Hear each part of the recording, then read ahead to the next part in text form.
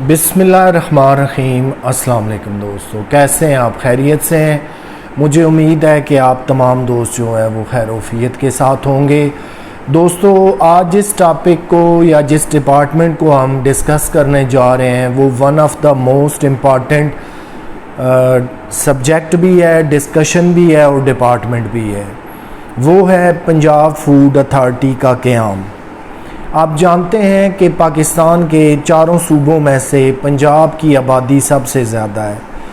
लगभग 12 करोड़ की आबादी का एक सूबा है जिसका नाम पंजाब है। यूरोप में अगर आप जाएं तो शायद आपको 6 मुल्क 10 मुल्क इस आबादी के हिसाब से मिल जाए। यूरोप में ऐसे ममालिक भी हैं जिनकी आबादी 50 लाख, 80 लाख, 90 लाख,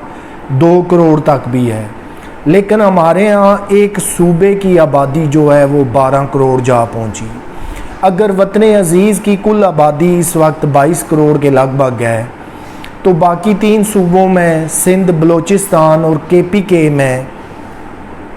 कुल मिलाकर भी इतनी आबादी नहीं बनती जितनी एक सूबा पंजाब में है। ये सारी डिटेल बात आपको बताने का मकसद ये है कि इतनी बड़ी आबादी वाले सूबे में जहाँ सबसे ज़्यादा लोग आबाद हैं तो वहाँ कवानीन को कैसे रेगुलेट किया जाए, उनकी सेहत का कैसे ख्याल रखा जाए, सेहत के हवाले से क्या सहूलियात दी जाएं। उससे बढ़कर के जहाँ खुराक का, फूड का मसला आ जाता है तो कोई ऐसा इदारा था ही नहीं कि जो चेक कर सके। दुनिया के तमाम तरक्की याफ्ता ममालिक वहाँ पे मिलावट को एक बाकायदा जुर्म समझा जाता है, बड़ी सख्त और कड़ी सज़ाएं हैं। अरब ममालिक में तो हैंग भी कर दिया जाता है, यानी लटका दिया जाता है। क्यों कि मिलावट एक ऐसा जुर्म है जो इंसानी जानों से खेलने वाली बात है। और आप जानते हैं कि मिलावट अगर की जाएगी तो इंसानी ज़िंदगियां ख़तरे में पड़ जाएंगी। जहां उन्हें असल खुराक, असल अद्वियात, हर जो पीने का साफ़ पानी और दीगर सहूलियात ज़िंदगी हैं वो साफ़ सुथरी और मेयारी नहीं मिलेंगी तो माशरा ना सिर्फ बीमारियों का शिकार हो जाएगा, अस्पताल बीमारों से भर जाएंगे, बल्कि जो है वो इंसानी अमवात का रेट बहुत ज़्यादा चला जाएगा। इसी तमाम तर तनाज़र को देखते हुए पंजाब में जब पंजाब फूड अथॉरिटी का इदारा कायम हुआ तो उससे पहले लगभग 11 या 12 करोड़ के इस जो है वो आबादी को कंट्रोल करने के लिए कोई ऐसा इदारा मार्ज़ वजूद में नहीं था जो कि चिकन शॉप्स को रेगुलेट करे, जो आपकी बेकरीज़ को रेगुलेट करे, जो आपके दूध, दही और इस तरह की प्रोडक्ट बेचने वालों को रेगुलेट करे। डेयरी फार्म की जितनी मसनूआत हैं या डेयरी शॉप्स हैं जहाँ पे आपको दूध, दही, मक्खन, इस तरह की तमाम चीज़ें मिलती हैं, उनको रेगुलेट करने का कोई सिस्टम नहीं था, चेक एंड बैलेंस नहीं था। इसी तरह जो दीगर शॉप्स हैं जो पंजाब फूड अथॉरिटी के ज़ेरे कंट्रोल आती हैं उनको चेक करने और रेगुलेट करने का कोई बाकायदा सिस्टम मौजूद नहीं था। जब से ये इदारा कायम हुआ दिन रात शबाना रोज़ बड़ी मेहनत, लगन और तगोदो के साथ काम कर रहे हैं। आप रोज़ाना टेलीविज़न, सोशल मीडिया और अखबारात में पढ़ते, देखते और सुनते हैं कि हज़ारों लीटर, लाखों लीटर जो है वो दूध तल्फ कर दिया गया, गैर मेयारी गोश्त जो है वो जो इंसानी सेहत के लिए ठीक नहीं था उसको तल्फ कर दिया गया। इसी तरह बड़ी बड़ी जो बेकरीज़ हैं उनको चेक किया जाता है कि बेकरीज़ के जो कारखाने हैं जहाँ पे बेकरी आइटम्स सारे तैयार होते हैं क्या उनका मेयार ठीक है, उनके अंदर जितने अज्जा जैसे अंडे, दीगर चीज़ें, केक बनता है, बहुत सारी अशिया हैं, क्या वो ऐसे मटीरियल से बन रहे हैं कि जो इंसानी सेहत के लिए अच्छा है। इन तमाम चीज़ों को पंजाब फूड अथॉरिटी जो है वो बड़ा दिन रात रेगुलेट कर रही है। इसी तरह चिकन शॉप्स हैं तो आप जानते हैं कि उनको रेगुलेट करना पड़ता है ان کی صفائی ستھرائی کا خیال رکھنا پڑتا ہے، انہیں یہ انسٹرکشنز دینی پڑتی ہیں کہ آپ جو ہے کس طرح چکن شاپس کو چلائیں گے، کتنا آپ کے پاس چکن ہونا چاہیے، کتنی مقدار کا چوزہ جو ہے وہ ذبح کر سکتے ہیں، سیل کر سکتے ہیں۔ ان تمام چیزوں کو ریگولیٹ کرنے کے لیے پنجاب فوڈ اتھارٹی کا قیام بڑا ضروری تھا۔ اگر یہ قیام نہ ہو تو آپ جانتے ہیں کہ 12 کروڑ کی آبادی کو ریگولیٹ کس طرح کیا جائے۔ اس سے بڑھ کر جو اگلا سٹیپ ہے، جہاں پر سب سے جو خطرناک بات ہے وہ یہ ہے کہ خدا نہ خواستہ کوئی بھی ادارہ، محکمہ اگر نئی چیک اینڈ بیلنس قائم کرے گا تو پھر ملاوٹ کا جو عنصر ہے وہ کہیں شامل نہ ہو جائے۔ جیسے دودھ ہے تو وہ ملاوٹ والا نہ ملے،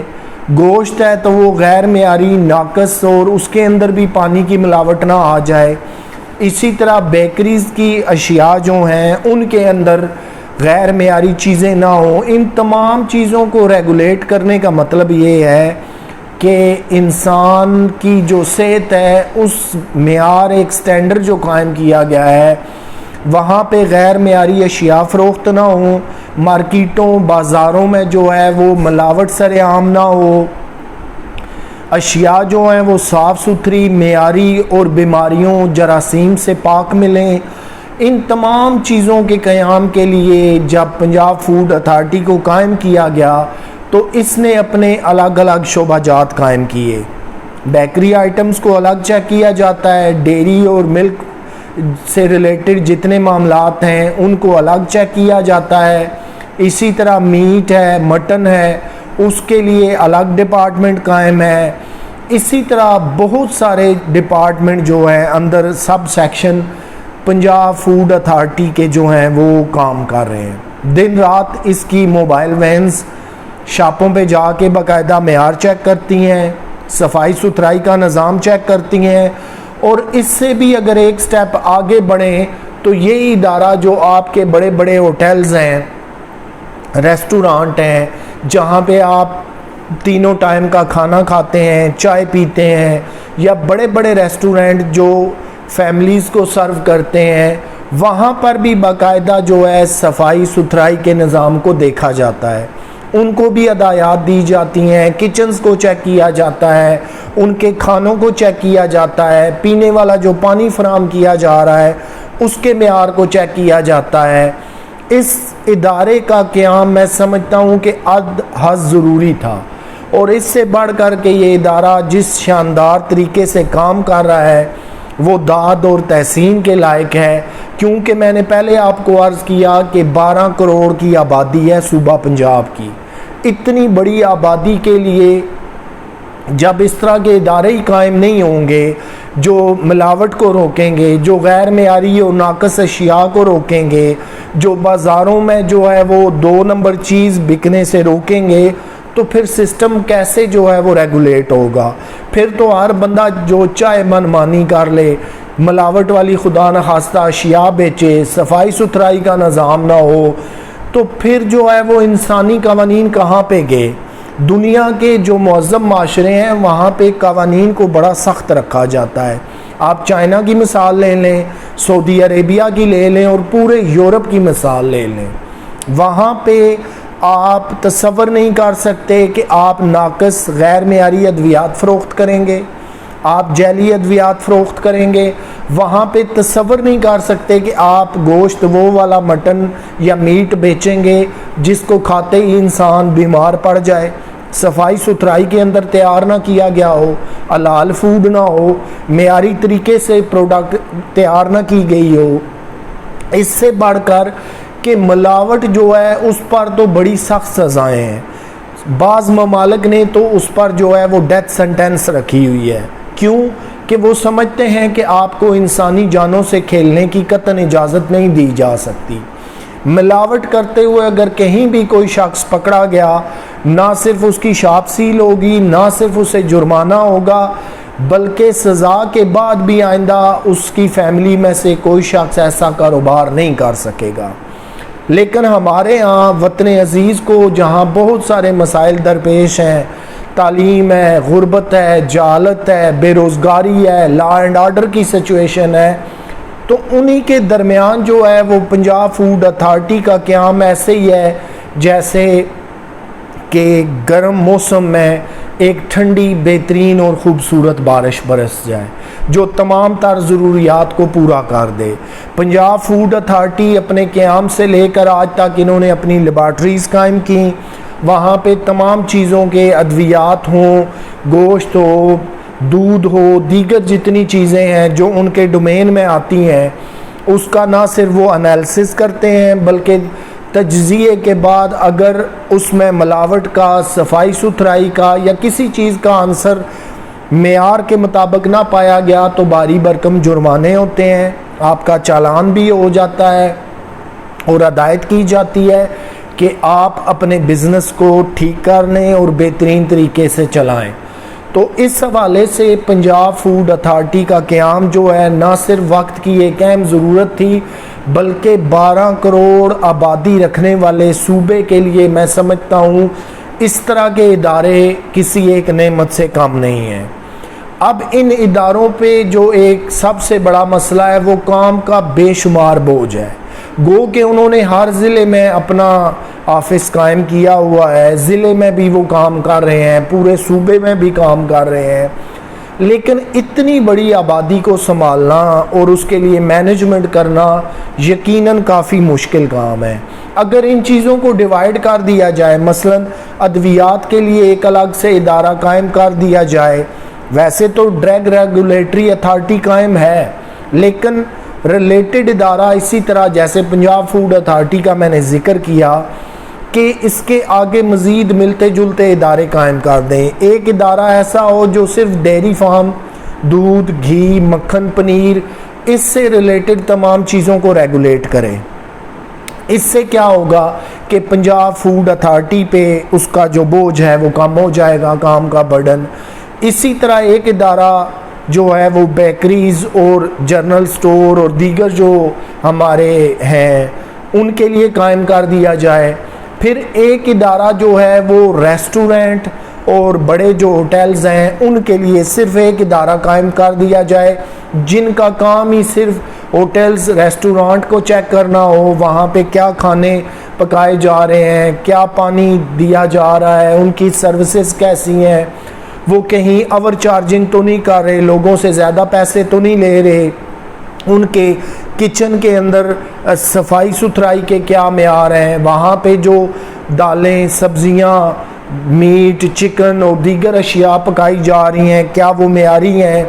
لیکن آپ نے دیکھا ہوگا کہ بڑی بڑی کارروائیوں میں پنجاب فوڈ اتھارٹی نے، چاہے وہ آئس کریم بیچنے والے ہوں، چاہے وہ کولڈ سٹوریج ہوں یا اس طرح کی جہاں پہ فوڈ اور خوراک کو کچھ وقت کے لیے سٹور کیا جاتا ہے، تو وہاں ایسے ایسے واقعات ٹیلی ویژن اور میڈیا پہ نظر آتے ہیں